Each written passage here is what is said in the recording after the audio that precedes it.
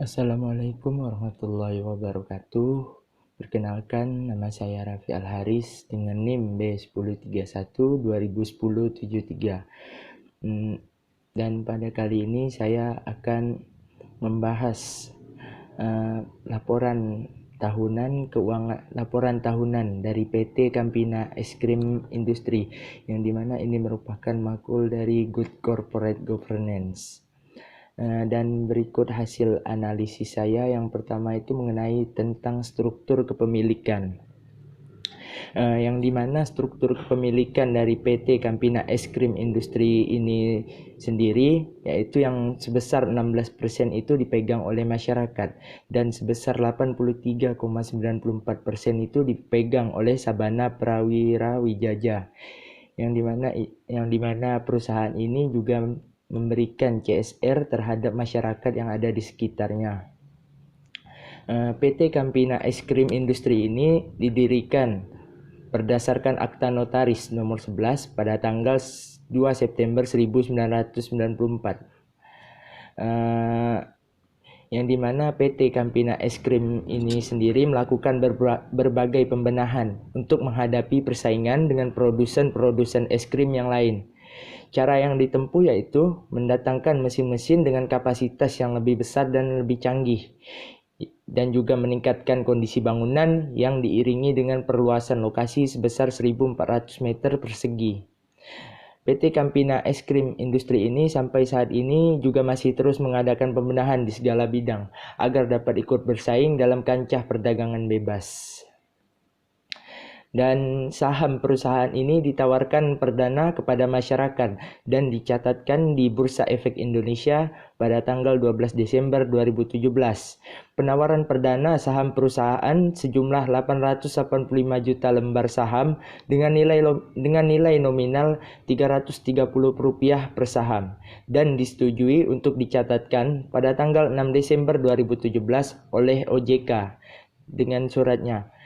Dan pada tanggal 31 Desember 2021 seluruh saham perusahaan ini sejumlah 5.885.000 dicatatkan di Bursa Efek Indonesia. Dan yang selanjutnya yaitu mengenai perlindungan terhadap hak pemegang saham. PT Campina Es Krim Industri ini menerapkan prinsip-prinsip tata kelola perusahaan yang baik, berkontribusi terhadap peningkatan kinerja perseroan, yang dimana pada akhirnya penerapan tata kelola perusahaan yang baik dapat meningkatkan kepercayaan para pemegang saham dan para pemangku kepentingan lainnya terkait pengelolaan perseroan, dan menjamin bahwa setiap pemegang saham dan pemangku kepentingan memperoleh perlakuan yang wajar, setara, serta dapat menggunakan hak-haknya sesuai dengan peraturan perundangan yang berlaku. Dan berdasarkan hukum negara Republik Indonesia ini, pengumuman mengenai pembagian dividen dibuat berdasarkan keputusan pemegang saham dalam rapat umum pemegang saham tahunan berdasarkan usulan dari direksi. Perseroan dapat membagikan dividen pada tahun tertentu jika perseroan hanya memiliki saldo laba positif dan persetujuan pembagian dividen tunai kepada pemegang saham perseroan. Dewan Komisaris ini wajib melaksanakan tugasnya secara independen. Hal ini untuk memastikan bahwa perseroan melindungi kepentingan semua pemegang saham secara setara. Juga untuk menunjukkan bahwa mekanisme kontrol perseroan berjalan secara efektif dan sah sesuai dengan hukum yang berlaku.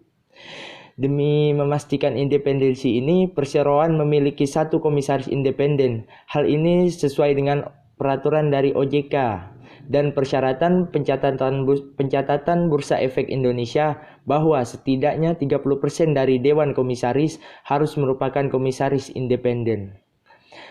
Dan selanjutnya yaitu pembahasan mengenai tanggung jawab Dewan Komisaris dan Dewan Direksi, Komisaris Independen, serta struktur pengawasan dari PT Campina Es Krim Industri ini. Dan yang pertama itu ada tanggung jawab Dewan Komisaris. Di sini tanggung jawab Dewan Komisaris ini ada 6. Yang pertama itu ada pengawasan terhadap kebijakan pengurusan, jalannya pengurusan pada umumnya, baik mengenai perusahaan maupun usaha perusahaan, dan memberi nasihat kepada direksi. Yang kedua itu ada mengawasi pelaksanaan tugas-tugas komite yang dibentuk oleh Dewan Komisaris dan mengawasi pelaksanaan manajemen risikonya. Dan yang ketiga yaitu mengawasi efektivitas penerapan tata kelola perusahaan dan mengawasi kepatuhan perusahaan terhadap perundang-undangan yang berlaku. Yang keempat ada memantau efektivitas praktek good corporate governance antara lain dengan mengadakan pertemuan berkala antara Dewan Komisaris dengan direksi untuk membahas implementasi GCG di perusahaan. Dan yang kelima itu ada memberikan laporan tentang tugas pengawasan yang telah dilakukan selama tahun buku yang baru lampau kepada RUPS pada rapat umum pemegang saham. Dan yang keenam yaitu ada menyusun pedoman dan tata tertib kerja Dewan Komisaris dan mengungkapkan dalam laporan tahunan bahwa Dewan Komisaris telah memiliki pedoman. Secara prinsip dasar, tugas dan kewajiban Dewan Komisaris adalah melakukan pengawasan pengurusan perseroan yang dilakukan oleh direksi serta memberi nasihat kepada direksi termasuk pelaksanaan rencana-rencana perusahaan serta ketentuan anggaran dasar dan RUPS dan peraturan perundang-undangan. Yang kedua ada tanggung jawab direksi, tanggung jawab Dewan Direksi.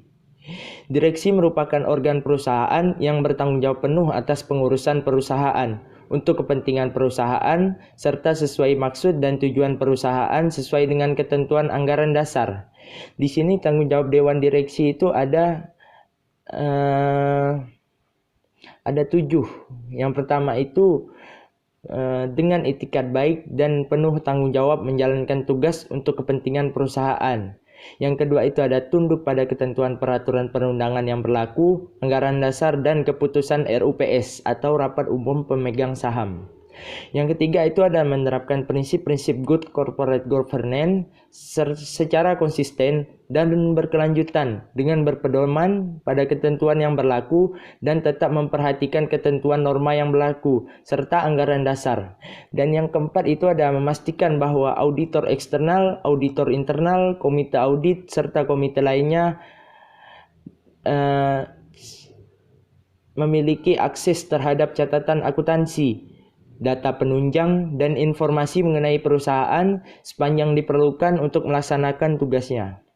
Yang kelima ada mematuhi peraturan internal perusahaan dan kebijakan tata kelola perusahaan yang baik. Yang keenam ada melaksanakan pengurusan perusahaan untuk kepentingan dan tujuan perusahaan. Dan yang terakhir itu dalam setiap pengambilan keputusan atau tindakan harus mempertimbangkan risiko usaha itu sendiri. Dan yang selanjutnya itu ada tanggung jawab dari komisaris independen.